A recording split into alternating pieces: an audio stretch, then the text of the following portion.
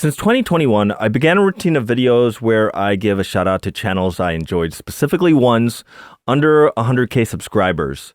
My mentality was I love the feeling and the benefits of being able to grow a community that has led to opportunities and a career as a creator.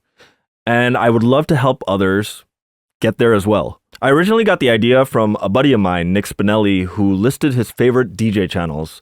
And later, it was cool how another great creator, Mojax, did a similar video who gave me a shout out for giving him the idea after seeing mine. The intent of helping smaller channels grow is something I'm really behind, and I love the energy behind what Nick and Mojax did. And I hope they continue to do what they feel will help little folks so we can build a community together. But this year, I'm going to explain why I won't be doing a shout out video. This morning, I had my list ready to go with my 4th annual shoutout video. I went through previous lists to see who I need to celebrate crossing 50K and 100K, along with my new list of DJ channels and Star Wars/Disney fan channels. Then my good friend, Professor BX, shared a video in one of our creator group chats by a guy named Austin McConnell. And the title was, Why I Stopped Shouting Out Small Channels. I don't remember ever coming across his content before, but this one video, it essentially made me self-evaluate and change my strategy with how I help other creators. Now, I was open to watching the entire 24-minute video, but I was walking into it with some skepticism. I was hoping he wasn't going to be telling me that the best help is no help at all. It was a feeling analogous to the philosophy that I strongly don't agree with, which is don't give charity or subsidies to poor or needy. It's actually bad for them because it creates dependency. Refreshingly, that's not what the video was about. It explained using what I already knew about the YouTube and broadly all social media algorithms and explained how it can actually hurt the growth of the other channels.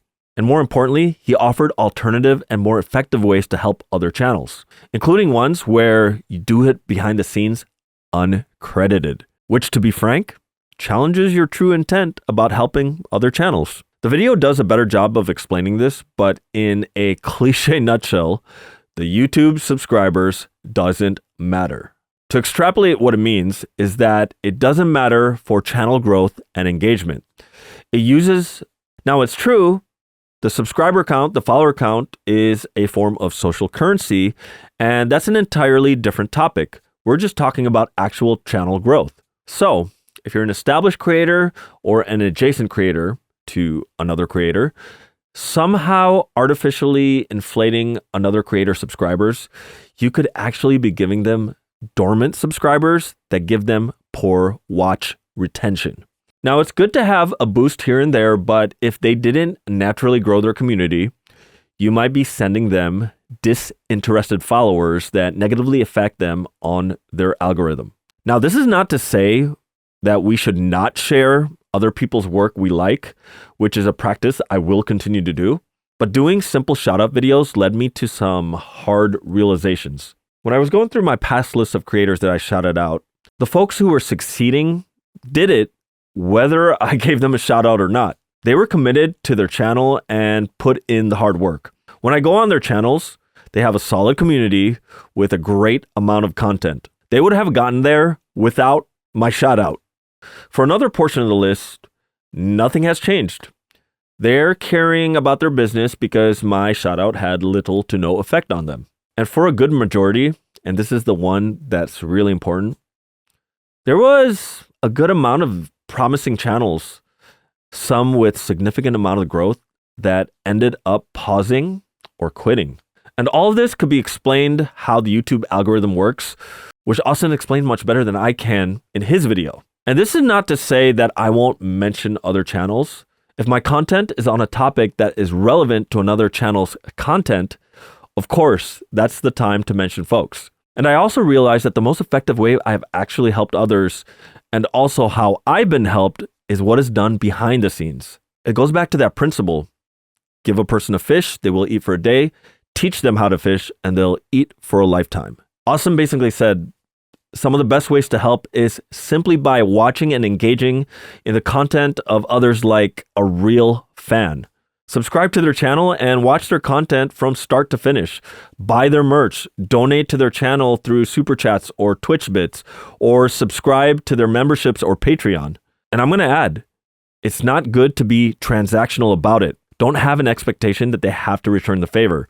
Be a real fan of theirs. Things like sub for sub or merch exchange actually leads to poor growth on the algorithm.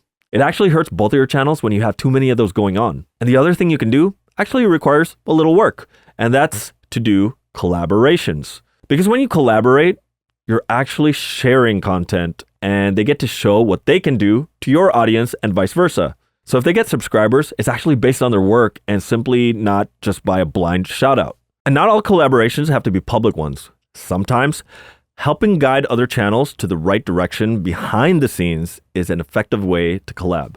Now, two things. It doesn't mean for me to go off and start ghost producing other channels. And it also doesn't mean to go off on a soapbox and go around pointing out what every channel is doing wrong and start mansplaining what you think they should do. Once in a while, there are those exceptions. But a behind the scenes collab is about taking a channel you like and recognizing when they're on the verge of doing something big and helping them get there, given that they're open to the help. There are channels out there where the content is great, but the growth is inhibited by something so simple, like their thumbnails and titles aren't search engine optimized. The goal simply is to help grow other creators so they can keep making the content that you yourself genuinely enjoy. So with that said, I'm going to figure out how to do more collaboratives in 2025. Being neurodivergent myself, it's really easy for me to choose to do content by myself. But instead of a yearly shout out, I want to challenge myself to see what I can offer to others. It could be support for their channel, a public collab, or it could even be a private collab. It could be something related to music and DJ gear like on my channel here, or something Star Wars related on my lightsaber channel. Or it could even be something unrelated to any content I create, but I have an interest for. Now, just to make it clear, this is not an invite that I'm going to start doing personal one-on-one lessons. I know a lot of folks have been asking for that, and honestly, I don't have the bandwidth to do it. That's why I don't do it. I figured the best way I could teach others is to build this channel and try to put as much knowledge out there publicly for everyone to have access to. And I also do mixed deconstructions of other DJs at Digital DJ Lab. That's the DJ School division of Digital DJ Tips. Link below if you want to find out more. But along with the collaborative support, you might also see every now and then pop up some other creators' merch on my channel. And for those of you who have content that I'm a fan of, I may become unapologetically, openly excited for your content. Hopefully, I don't make anyone feel uncomfortable, but just know that I'm going to be more upfront when I like somebody's work. All this to explain why we are no longer doing a video on top YouTuber video series moving on.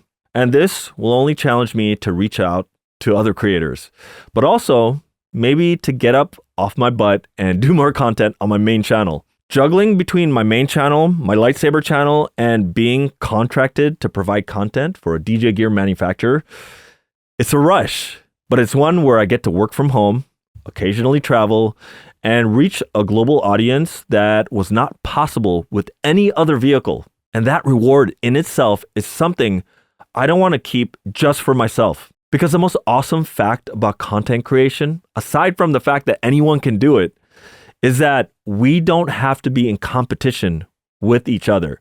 We can share our audience and all grow together. Hope everyone had an amazing holiday. May the force be with you.